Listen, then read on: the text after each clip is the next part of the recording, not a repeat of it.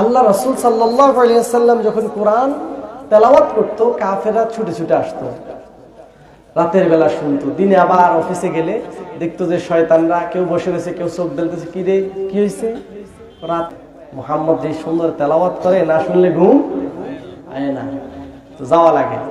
এই সময় যোগ্য একটা পরিকল্পনা করেছেন, নাম হচ্ছেন নজর বিন হারিস। কি বলেছি নাম? জোরে বলেন, আরো জোরে। নজর বিন হারিস। সে ইরাক থেকে তাদের রাজাদের জীবনী বই কিনে আনতো, বিভিন্ন সাহিত্য, উপন্যাস, গল্প, কৌতুকের বই কিনে এনেছে। সাথে ইরাক থেকে, ইরাকের মেয়েরা সুন্দর হয়, সবচেয়ে বেশি সুন্দর হয় পৃথিবীতে। যারা সুন্দর মহিলাদের মধ্যে কাশ্মীর, ইরাক, এভাবে কয়েকটা রাষ্ট্র আছে, তার মধ্যে ইরাক একটি। ইরাক থেকে নাচনেওয়ালা মেয়ে নিয়ে আসতো, গায়নেওয়ালা মেয়ে নিয়ে আসতো, আর সাথে বিভিন্ন পাণ্ডুলিপি নিয়ে আসতো।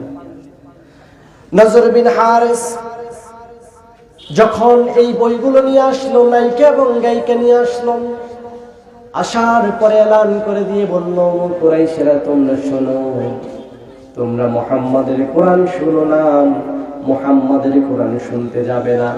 মুহাম্মদ তো তোমাদেরকে আদ এবং সামুদের পুরাতন ঘটনা শোনায়।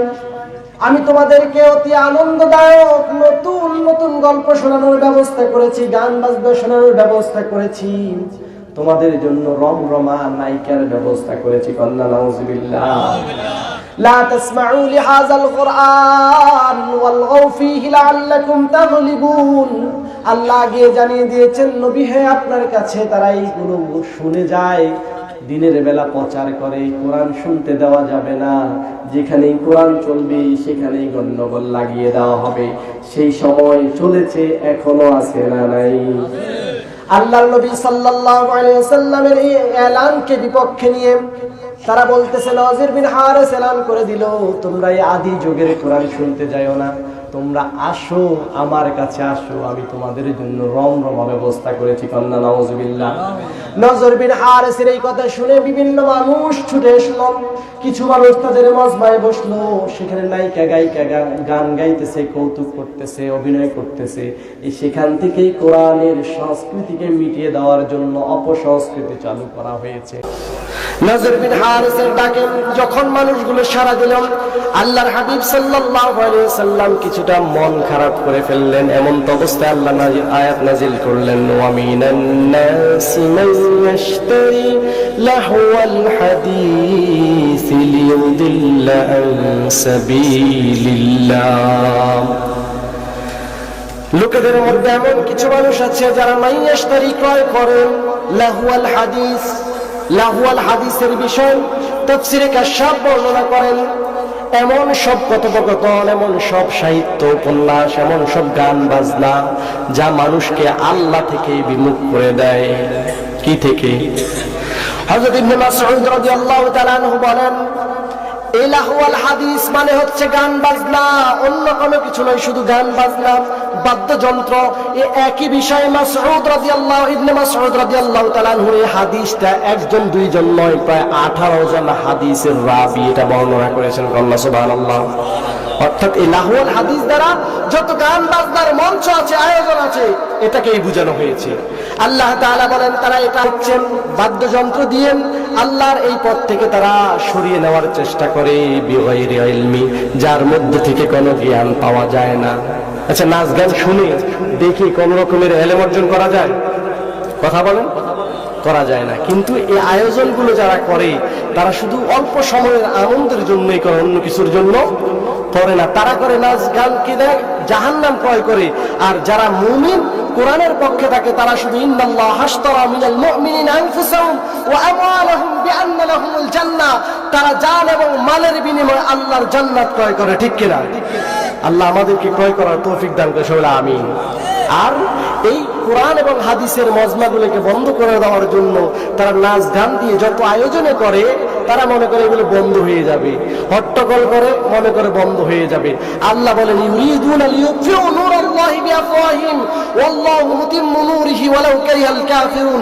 নবী হে, তারা চেষ্টা করে হাত দিয়ে যেমন সূর্যের আলোকে দমন করে যায় না, ঠিক তেমনি ভাবে দিনের আলো নিভিয়ে দেওয়ার জন্য ব্যর্থ চেষ্টা করে। কথা বলেন ঠিক কিনা? দিনের আলো কি নিভিয়ে দেওয়া যাবে?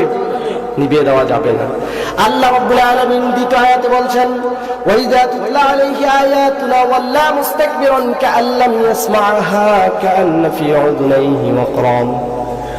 যখন তাদের সামনে কোরআন তেলাওয়াত করা হয়, তুলিয়াত আলাইহি আয়াতুনা, আমার নিদর্শন যখন তেলাওয়াত করা হয়, ওয়াল্লা মুস্তাকবিরান, তখন তারা দাম্ভিক্য দেখিয়ে মুখ ফিরিয়ে নেয়। দাম্ভিক্যটার একটা সহজ বাংলা হলো গাত্তেরামি। কি করা আছে না? যদি বলেন যে ভাই নামাজ পড়া ফরজ, 5 ওয়াক্ত নামাজ পড়তে হবে, এই বেটা তোর জিজ্ঞেসি আছে না নাই? ভাই রোজা রাখা ফরজ, তোর জিজ্ঞেসি আমার কত সমস্যা, তোর রোজা তুই রাখ, আছে না নাই? ভাই কোরআন মানা ফরজ, তোর জিজ্ঞেসি আছে না নাই? ভাই কোরআনের বিধান সমাজে বাস্তবায়ন করা ফরজ, তুই বেশি বোঝস, আমরা কিছু জানি না, এমন লোক আছে না নাই? শুধু কথাই কথা রাজনীতি ঢুকে দেশ করার ভিতরে কোরআনের রাজনীতি আছে নাকি? এমন লোক আছে না নাই?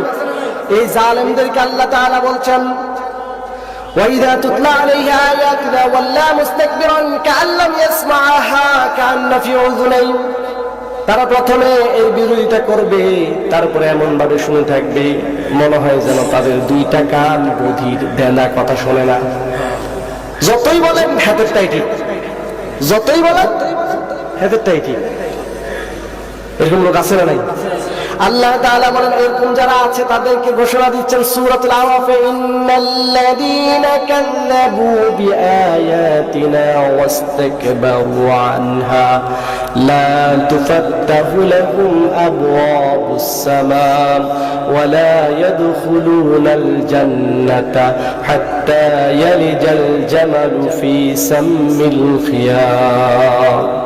আল্লাহ তাআলা বলছেন ইন্নাল্লাযীনা কাযযাবু, নিশ্চয় যারা অস্বীকার করবেন আয়াত সমূহকে, ওয়াস্তাকবারু, যারা ডিঙিয়ে চলবে, মুখ ফিরিয়ে নেবে, দাম্ভিক্য দেখাবে, ঘাটতারামি করবে, আনহা লা তুফাত্তাহু লাহুম, তারা কোনকালে আসমানের দরজা বিজয় লাভ করতে পারবে না, অর্থাৎ আসমানের দরজা তাদের জন্য খোলা হবে না।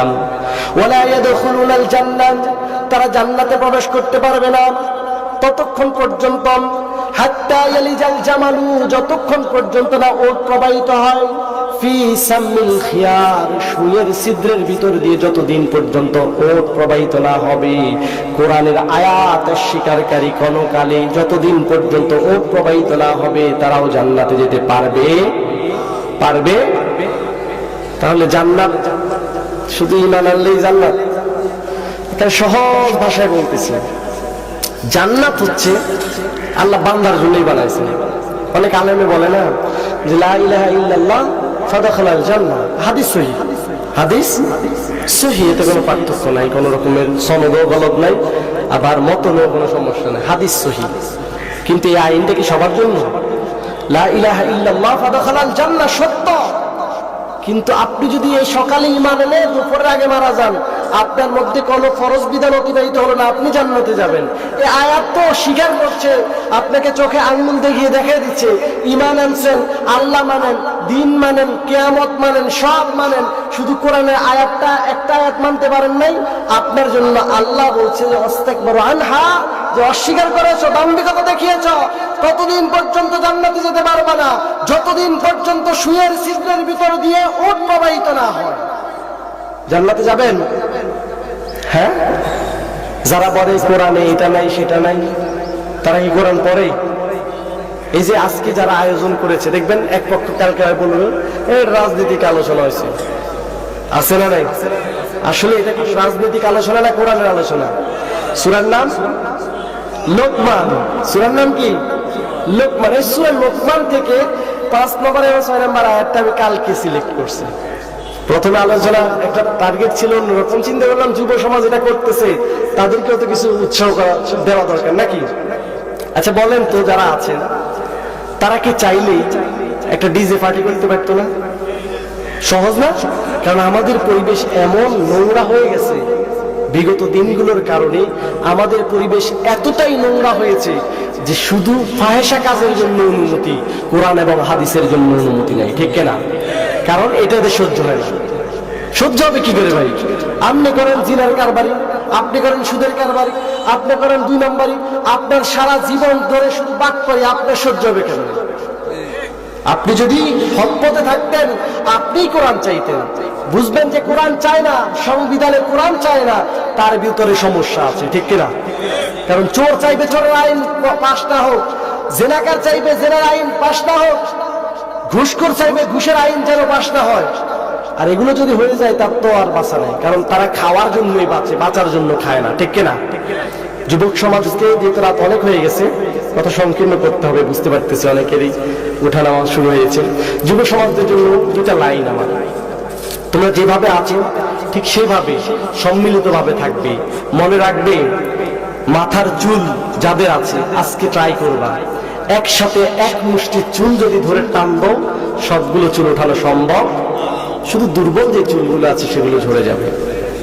তবে একটা একটা করে যদি টানো সবগুলো চুল উঠে ফেলা সম্ভব কিনা? কথা বলেন, সম্ভব কিনা? তোমরা যদি ঐক্যের বন্ধনে থাকো তবে তোমরা সব সময় সব পরিস্থিতিতে বিজয় লাভ করবে ইনশাআল্লাহ।